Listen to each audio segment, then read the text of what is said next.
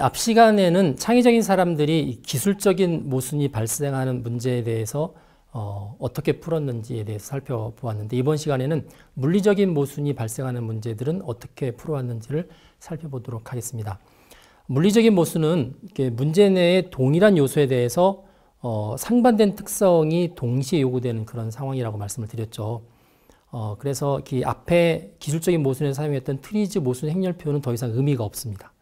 새로운 방법을 쓰는데 아주 간단합니다. 4가지 분리의 원칙 중에서 하나를 보통 적용을 하는데요. 이 4가지 분리 원칙은 여러분들이 한번 문제를 가지고 생각해 보면 여러분들이 고민해도 만들 수 있는 내용이에요. 그렇게 어렵지 않습니다.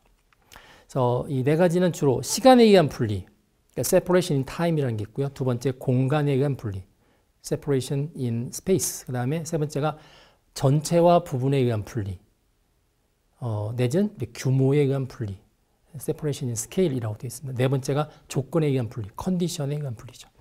하나의 인터넷 주소가 아마 제공되고 있을 텐데 ideaconnection.com에 들어가시면은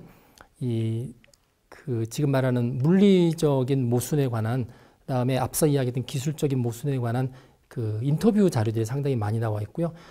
그 안에 검색하실 때 이 번 버크하드라는 사람이 잭 히플이라는 사람하고 인터뷰한 게 나옵니다. 거기에 보면은 한 5개가 지난 시간과 이번 시간에 다뤘던 내용을 아주 자세히 다루고 있는 부분들이 있기 때문에 한번 여러분들이 꼭 보시면 좋을 것 같고요. 공개된 내용이기 때문에 뭐 인용하셔도 상관없을 것 같습니다. 분리에 관한 부분 첫 번째, 시간에 의한 분리를 한번 보시도록 하겠습니다. 1년 내내 항상 추운 땅이죠. 시베리아 지역에서 가면 이제 건물을 지을 때 가장 큰 문제가 땅이 항상 얼어 있기 때문에 이 기둥을 세워야 되죠. 건물은 기둥을 세울 때 굉장히 힘듭니다. 그래서 가장 좋은 방법은 이렇게 쇠파이프를 이제 기둥처럼 박을 때 이렇게 끝을 뾰족하게 하는 거죠. 그러면 잘 박히죠. 그러니까 특히 이제 꽝꽝 얼어 있는 땅에서는 끝이 뾰족한 게 최고입니다. 그런데 이제 기둥을 박았어요. 박고 난 다음에 이걸 조금만 하중을 줘서 움직이기 시작하면 이게 잘 빠지죠. 그러니까 이제 기둥이 안 빠지려면 어떻게 될까요? 이게 박힌 기둥의 그 맨 밑에 땅 속에 있는 부분이 이렇게 뭉뚱하게 좀 커야 됩니다. 크면은 얘가 뽑으려고 잘 안 뽑히죠. 그러면은 이렇게 시베리아처럼 얼어 있는 땅에서 건물을 지을 때 기둥을 박을 때 그 기둥은 뾰족하면서 뭉뚱해야 돼요. 자, 하나의 기둥에 관해서 2가지 서로 상반된 특성이 나타나고 있죠. 이걸 어떻게 해결할까? 이게 바로 이제 기존의 40가지 표준해법으로 풀지 않고 지금 여기서 말하는 물리적 모순에서의 4가지 분리 원칙에서 풀게 되는데, 첫 번째 원칙은 시간에 의해서 풉니다. 어떻게 푸냐면, 자, 건물용 기둥을 박을 때와 이미 박은 다음에 걔를 건물의 일부로 사용할 때, 자, 시간적으로 분리가 되죠. 그래서 처음에 그 기둥을 박을 때는 뾰족하게 해서 박습니다. 대신에 미리 뭘 장착하냐면 그 기둥이 이제 쇠파이프인데 쇠파이프 안쪽에다가 다이나마이트 같은 폭약을 미리 넣어서 바깥쪽에 도화선이랑 같이 연결해가지고 박는 거죠. 자, 다 박았어요. 그 다음은 어떻게 하냐면 바깥쪽에서 도화선에 불을 붙여서 그 밑에 부분에 있는 다이나마이트를 터뜨립니다. 그러면 터지면서 쇠파이프의 끝부분하고 주변에 있는 땅덩어리, 바위덩어리 이렇게 엉키죠. 그래서 뭉툭한, 모양은 예쁘지 않지만 뭉툭한 폭발물 잔해가 생기는 거죠. 그러면 얘는 뽑히지 않습니다. 시베리아 지역에서 건축을 지을 때 기둥을 박는 거에 관한 특허입니다. 그래서 이거는 시간에 의한 분리라는 게 이런 거죠. 어떤 시간대에는 이렇게 하고 다른 시간대에는 이렇게 해서 서로 모순된 거를 시간별로 분리시키는 거죠. 자, 두 번째 예를 들면 비행기입니다. 비행기는 날개가 클수록 양력을 더 많이 얻죠. 날개가 크면 뜨거나 가라앉을 때 방향을 잘 잡으면 굉장히 큰 힘을 얻습니다. 그런데 이미 비행기가 떠가지고 하늘을 막 가는 동안에 날개가 크면은 오히려 이렇게 비행기가 요동치고요, 저항을 많이 받게 되는 거죠. 그래서 비행기의 날개는 이륙할 때 또는 착륙할 때 양력을 얻기 위해서는 날개가 이렇게 커야 되는데, 이륙한 이후에는 저항을 줄이기 위해서 날개가 작아야 됩니다. 따라서 비행기 날개는 크면서 작아야 됩니다. 물리적 모순이죠. 자, 이걸 어떻게 풀까? 역시 시간에 의해서 분리를 시키는 겁니다. 자, 비행기가 이륙할 때는 여러분들이 혹시 그 비행기를 타보시면 대개는 날개 쪽에 앉으시죠. 돈이 많지 않으면 날개 쪽에 앉아야 됩니다. 그러면 창밖으로 날개가 보이는데 비행기가 뜰 때 가라앉을 때 비행기 날개가 어떻게 움직이는지를 가만히 보시면 특이한 게 있습니다.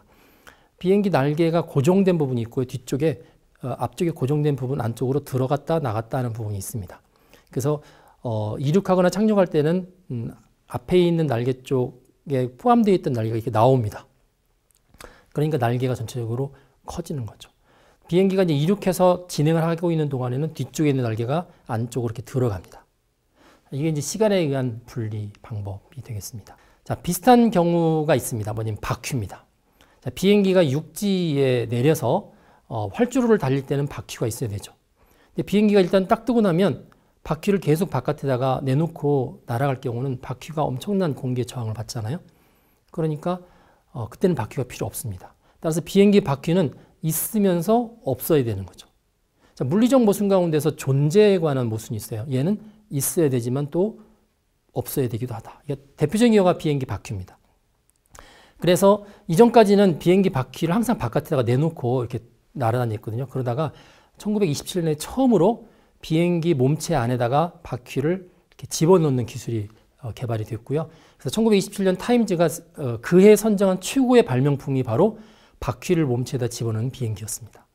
그래서 이착륙할 때는 비행기 바깥쪽에 바퀴가 나오고 운항 중일 때는 하늘 운항 중일 때는 동체의 저항을 줄이기 위해서 바퀴를 안쪽에 집어넣는 거죠. 자, 감기약의 사례를 한번 들어볼까요? 효과가 좋은 감기약은 대부분 졸립니다. 여러분도 아마 경험을 해보셨을 거예요. 그래서 효과가 좋은 감기약은 졸리고 이 감기약은 한두 번 먹어서 되는 게 아니라 꾸준히 계속 먹어줘야 되죠. 보통은 그렇게 복약을 하라고 이야기합니다. 그런데 낮 시간에 근무를 하죠. 운전을 하고 다닙니다. 그러니까 낮 시간에 졸면 안 되죠. 그럼 어떻게 될까요? 감기약을 복용하면 졸아도 되는 것도 있지만 졸면 또 안 되는 것도 있죠. 그래서 감기약을 복용하는 동안에 이 두 상태가 서로 모순된 상태에 있게 되는 거죠.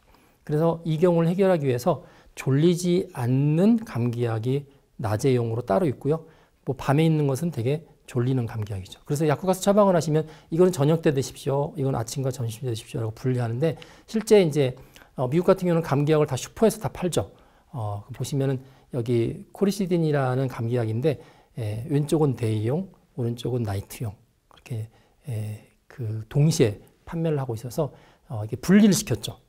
분리시켜서 그런 물리적인 모순을 이제 그 해결할 수 있는 방법을 제시를 했습니다. 자, 우리가 여름철 더위를 식힐 때 전통적으로 많이 사용했던 부채가 있습니다. 부채는 표면적이 넓을수록 큰 바람을 일으키고 시원해지죠. 그런데 부채가 넓을수록 얘를 가지고 다니기는 너무 불편합니다. 그렇기 때문에 부채의 표면적은 바람을 붙일 때는 넓어야 되지만 휴대하고 다닐 때는 좁아야 됩니다. 이게 이제 물리적인 모순이 되는 거죠. 자, 이 경우는 어떻게 해결할까? 자, 시간에 의해서 역시 분리시키는 거죠. 사용할 때만 쫙 펼치고 그리고 사용하지 않을 때는 쫙 접고. 우리나라의 전통적인 부채들이 그렇게 되어 있죠. 트리지의 원리에 의해서 해석을 하면 물리적인 모순을 시간에 의해서 분리시킨 케이스가 바로 우리의 부채가 되겠습니다. 자, 앞에서 기술적인 모순 이야기할 때 한번 나왔었는데 바늘귀. 바늘귀는 실을 집어넣기 위해서는 바늘귀는 클수록 좋습니다. 그런데 천에 손상을 주지 않으려면 바늘귀는 작을수록 좋습니다. 따라서 바늘귀는 크면서 동시에 작아야 됩니다. 물리적인 모순이죠. 그래서 이제 이 경우는 바늘귀에다가 이렇게 실을 넣는 그 시간에는 이 부분을 이렇게 눌러서 구멍을 좀 크게 해주고 그 다음에 이제 바느질을 하는 그때는 얘가 좁아져서 바늘귀가 없어질 정도까지 이렇게 가늘어지도록 이렇게 분리를 시켜주면 되겠습니다. 자, 이제 두 번째는 공간에 의한 분리인데 여러분들 혹시 렌치라고 아십니까? 우리가 흔히 몽키 스패너라고도 이야기를 하는데 이제 그림에도 잠깐 나와 있지만 뭐 순우리말로 번역하면 이게 나사 돌리개입니다. 나사 돌리개인데 한쪽은 박스 렌치가 되어 있고 한쪽은 이렇게 개방형 렌치라고 그래서 보통 막대 모양이 생긴 거에 양 끝 쪽에 다른 모양의 렌치가 이렇게 담겨져 있죠. 이 렌치를 가만히 보면 렌치는 이렇게 어떤 나사 같은 거를 돌리기 하기 위해서 평평하죠. 이렇게 나사의 머리 부분을 조여야 되기 때문에 평평한 형태가 되어 있는데 돌릴 때 보시면 손잡이 부분은 이렇게 길쭉합니다. 손하고 마주되는 부분들이 길쭉하죠. 힘을 쓰기는 쓰는데 가장 힘을 잘 쓰려면 사실은 손바닥하고 닿는 면적이 넓을수록 힘을 많이 쓰는데 얘는 좁죠. 왜냐하면 앞에 있는 렌치 모양을 그대로 연장해서 쭉 만들었기 때문에 좁습니다. 그래서 이제 이 경우는 보면은 렌치를 만들기 위해서 손바닥 부분이 좁아야 되는데 또 얘는 뒤에 움직이는 데 있어서는 좋으려면 얘가 넓어야 되는 거죠. 그래서 렌치 손잡이는 좁으면서 넓어야 되는 그런 모순에 빠져 있는 거죠. 그래서 이거는 어떻게 하냐면 시간에 의해서 분리한 게 아니라 공간에 의해서 분리합니다. 어떻게 하냐면은 양쪽 끝에 있는 렌치를 90도 회전을 시킵니다. 원래는 이쪽과 이쪽이 다 평평한 상태로 납작하게 돼 있는데 한쪽을 쫙 꺾는 거죠. 이걸 X빔 렌치라고 하는데요. 다 꺾으면 자, 양쪽에 렌치가 똑같이 생기긴 생겼는데 사용할 때 손바닥 부분이 90도를 꺾었기 때문에 손바닥 닿는 부분이 더 넓죠. 그럼 돌릴 때 힘을 더 많이 받을 수가 있습니다. 실제로 나왔던 물건을 보시면 앞에 있는 부분하고 다르죠. 90도 이렇게 꺾여 있습니다. 이게 공간에 의한 분리가 되겠습니다. 자, 또 다른 사례를 한번 볼까요? 자, 어떤 금속에 금도금을 합니다. 예를 들어서 구리나 은 같은 데 이렇게 도금을 하죠. 금도금을 하죠. 그럼 이제 전해액에 담가서 이 도금을 하게 되는데 일반 화학적인 반응들은 되게 온도가 높을수록 화학 반응이 활성화되죠. 그래서 금도금이 더 빨리 진행되고 또 도금된 금이 또 잘 벗겨지지 않을 정도로 튼튼해집니다. 그런데 이 전해액의 온도가 높으면 높을수록 그런 효과가 있는데 전해액의 수명은 더 단축이 됩니다. 그래서 온도가 높을수록 이 안에 들어가 있는 금속에만 도금이 되는 게 아니라 그 전해액을 담고 있는 그릇에도 이렇게 다 도금이 되죠. 그러니까 생명 주기가 짧아지죠. 전해액에. 그러니까 전해액의 온도는 도금을 잘 하려면 높아야 되는데 전해액의 수명을 연장하려면 낮아야 됩니다. 결국은 모순에 빠졌죠. 그럼 얘는 어떻게 할까? 방법은 이렇습니다. 금속을 집어넣어서 되게 도금을 하죠. 그러면 그 금속의 끝에다가 전류를 통하게 합니다. 전류를 통하게 되면 금속이라서 그러니까 전류가 통하면서 열이 나죠. 그러니까 전해액 자체는 차갑게 하고요. 도금을 해야 되는 그 금속에만 전기를 통하게 해서 걔만 열이 나게 하는 거죠. 그러면 그 도금하려고 하는 금속 주변에 있는 전해액만 따뜻해지면서 도금이 잘 벌어지고 나머지 전해액 대부분들은 그냥 그 정도의 온도가 유지되기 때문에 물론 미세하게 높아지긴 하겠지만 이전보다 훨씬 수명이 길어지는 그런 장점을 가지게 됩니다. 또 다른 사례를 한번 들어보겠습니다. 자전거입니다. 초창기에 지금 이제 두발 자전거가 보편화되어 있지만 초창기의 자전거는 외발 자전거라고 그래서요. 하나가 이렇게 되어 있었어요. 여러분들 이제 그림을 보시면 나와 있는데 그 미국 와싱턴에 가면 스미소니언 박물관인데 거기 기록되어 있는 사진하고 실제 물건입니다. 앞에 이렇게 큰 바퀴가 있고요. 앞에 큰 바퀴가 있고 뒤에 작은 바퀴는 이제 넘어지지 않도록 지지하는 거고요. 안장이 어디 있냐면 앞바퀴 위쪽에 있습니다. 그래서 위에 사진을 잘 보셨는지 모르겠지만 수많은 사람들이 이 큰 자전거를 가지고 옆에 서서 자랑을 하고 있는 사진을 이렇게 보고 있는데 자, 그 앞바퀴 위쪽으로 올라타야 되죠. 자, 올라타는 것까지는 좋은데 자전거를 빨리 가려면 어떻게 되냐면요. 바퀴가 크면 클수록 빨리 갑니다. 페달을 한번 밟았을 때 바퀴가 크면 더 먼 거리를 가죠. 그러니까 이제 사람들이 이제 자전거에 대해서 욕심이 나는 겁니다. 가급적 빨리 갔으면 좋겠다. 그러려면 앞바퀴가 커야 되는 거죠. 그런데 올라타려면 어떻게 되나요? 앞바퀴가 너무 크면 혼자 힘으로 올라타지 못합니다. 누구의 도움을 받거나 그렇게 되는 거죠. 따라서 자전거에 모순이 생깁니다. 앞바퀴는 올라타기 위해서는 작아야 되지만 빨리 가기 위해서는 커야 되는 거죠. 그래서 바퀴는 작으면서 커야 된다라는 거죠. 자, 이거를 해결한 방법은 뭐냐면 바로 동력을 앞바퀴에다 전달하는 게 아니라 동력을 뒷바퀴로 빼는 방법이었습니다. 이게 이제 공간에 의해서 분리시키는 거죠. 기어하고 체인을 이용해서 이 페달과 앞바퀴를 이렇게 분리시켰습니다. 그래서 항상 높이는 일정하고 그리고 속도를 더 내고 싶으면 이제 기어를 이용해서 더 빨리 내는 지금 형태의 자전거가 되는 거죠. 이게 공간에 의한 분리다라고 볼 수가 있습니다. 자, 세 번째는 전체와 부분 또 규모에 의한 분리인데요. 자, 자전거 체인 잠깐 보시면 여러분 자전거 체인 많이 보셨죠? 자전거에 엄청난 힘을 발로 가하게 되는데 그래서 자전거 체인은 굉장히 튼튼해야 됩니다. 부러지지 않을 만큼 튼튼해야 되는데 얘가 바퀴에 있는 기어를 이렇게 감싸면서 돌고 있죠. 굉장히 유연해야 되죠. 구부러져야 되니까 굉장히 유연해져야 되는데 따라서 자전거의 체인은 유연하면서 굉장히 강직해야 되는 그런 특징이 있습니다. 자, 이걸 어떻게 해결했을까요? 여러분 체인 보셨겠지만 체인이 이렇게 암농고리하고 순농고리가 이렇게 교대로 연결고리가 되어 있죠. 그래서 그 하나하나의 단위는 쇠이기 때문에 굉장히 튼튼한데 그들 사이의 고리에 의해서 유연성이 존재하죠. 이게 이제 부분과 전체에 의한 분리입니다. 부분적으로는 쇠를 사용하겠지만 전체적으로는 아주 유연해지는 형태가 되는 거죠. 자, 번지점프의 로프에 대한 이야기도 잠깐 드리겠습니다. 자, 번지점프를 하게 되면 이렇게 어느 정도 탄성이 있어야 떨어지는 사람이 충격을 덜 받죠. 그러니까 되게 이제 고무줄을 쓰면 좋습니다. 근데 고무줄은 몇 번 뛰고 나면 얘가 굉장히 약해져서 위험해집니다. 그래서 번지점프에 쓰고 있는 로프는 탄력성이 있어야 되기 때문에 굉장히 부드러워야 되는데 더불어서 사람의 목숨을 담보로 하기 때문에 튼튼해야 됩니다. 이 두 개가 모순이죠.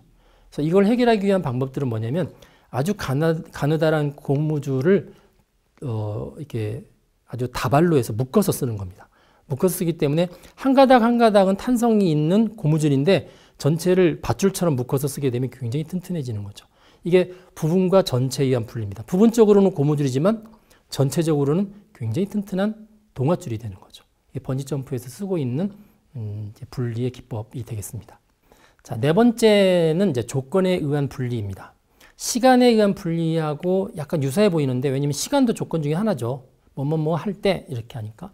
근데 이제 여기 예를 좀 보시면 조금 다른 뉘앙스를 갖고 있는 걸 보실 수 있습니다.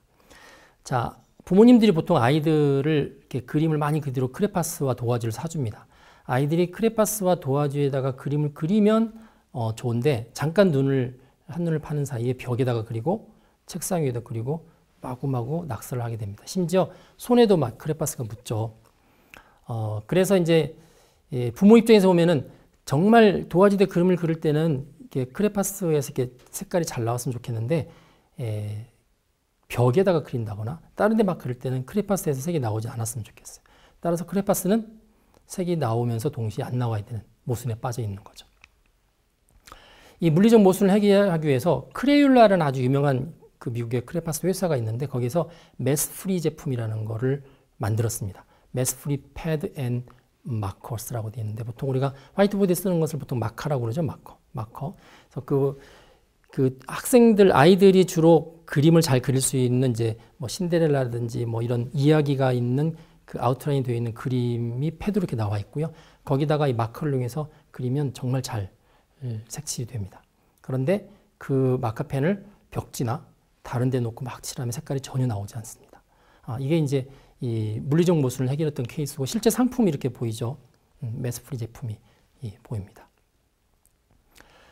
자, 그래서 조건에 따라서 실제 도화지 공인된 패드 위에다 그릴 때는 색이 나오고 그렇지 않은 벽지에다 그릴 때는 나오지 않고 조건에 따라서 다르게 반응을 하는 거죠.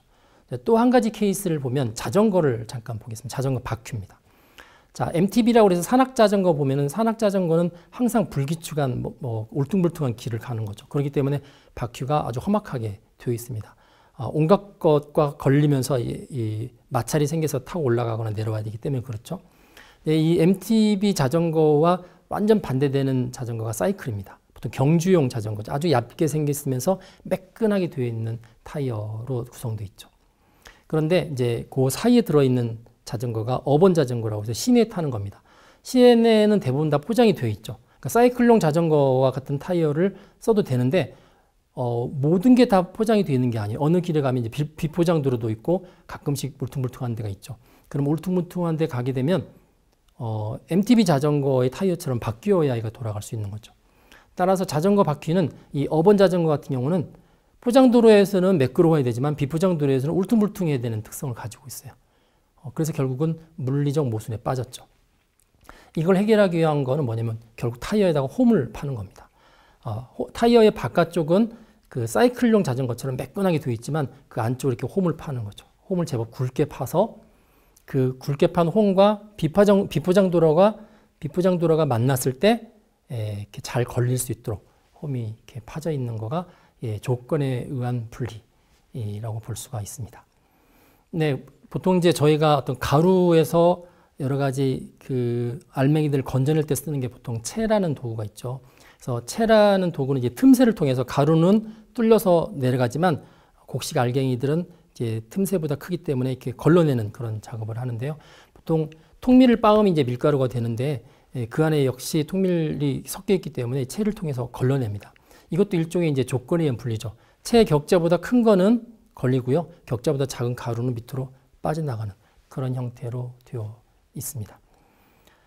자, 물리적인 모순에 의한 뭐 여러 가지 많은 문제들이 계속 나오는데 제가 그 중에서 한 몇 가지만 잠깐 소개를 한번 드리겠습니다. 예를 들면 국수나 라면에 사용하는 면발을 만들 때 두 종류의 보통 밀가루를 사용하는데 강력분 밀가루가 있고요. 중력분 밀가루가 있습니다. 강력분 밀가루는 이 국수를 만들면 면발을 이렇게 씹는 맛이 좋아요. 식감이 좋죠. 목으로 넘어가는 대신에 그 부드러운 맛은 좀 떨어지죠. 근데 중력분 밀가루는 그 반대입니다. 그러면은 이 씹는 맛에 있어서는 예를 들어서 이 질감이 좋고 또 목으로 넘어갈 때는 또 부드러운 맛을 둘 다 살리면 어떻게 될까? 자, 이것도 이게 물리적 모순이죠. 여러분들이 한번 생각을 해보시는 것을 추천을 합니다. 네, 또 다른 예를 하나 드리겠습니다. 노트북 화면, 여러분들이 이제 노트북을 사용하니까 화면을 보시면 화면이 크면 클수록 가동력도 좋아지고 뭐 동영상을 볼 때는 감동도 커지죠. 근데 노트북의 성격상 화면이 작으면 작을수록 휴대하기는 또 편해집니다. 무게도 가볍고. 그러다 보니까 이제 영화를 좋아하는 친구들은 노트북의 화면에 대해서 갈등이 있습니다. 화면은 크면서 동시에 작아야 되는 거죠. 이 문제를 어떻게 해결할 수 있을까요? 여러분들이 한번 트리지의 분리의 원리를 이용해서 한번 생각을 해 보시기 바랍니다. 제가 답은 드리지 않고요. 여러분들이 고민해서 한번 생각해 보시도록 추천을 합니다. 네, 지금까지는 트리즈의 모순 행렬표와 조건에 의한 분리 두 가지를 가지고 모순을 해결하는 방법을 알아봤습니다. 트리즈에서 이 모순을 가지고 특히 기술적 모순, 물리적 모순을 가지고 푸는 창의적인 발상법은 아주 중요한 그리고 또 어느 부분에 있어서 굉장히 재미있는 부분인데요.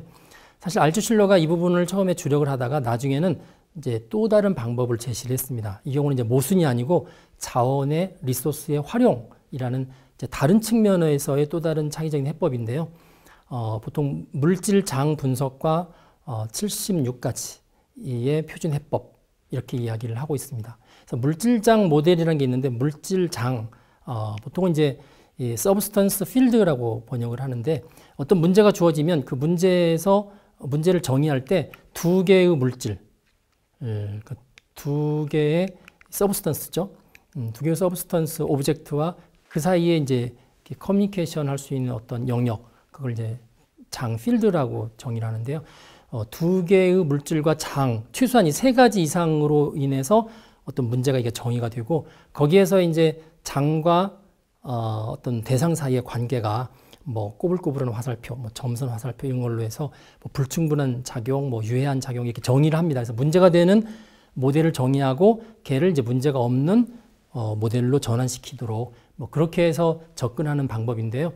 그래서 알츠슐러가 나중에는 이 물질장 그 모델을 기반으로 해서 전부 76가지의 표준 해법을 마련했습니다. 그 중에서 18개는 물질장 모델을 그대로 포함을 하고 있고 나머지는 이제 다른 형태로 제시를 하고 있는데 이 부분은 상당히 양도 많고 앞에 다루었던 부분들하고 또 다른 차원으로 시작을 하는 거기 때문에 여러분들이 나중에 좀 더 시간을 내서 공부를 하시기를 추천을 합니다.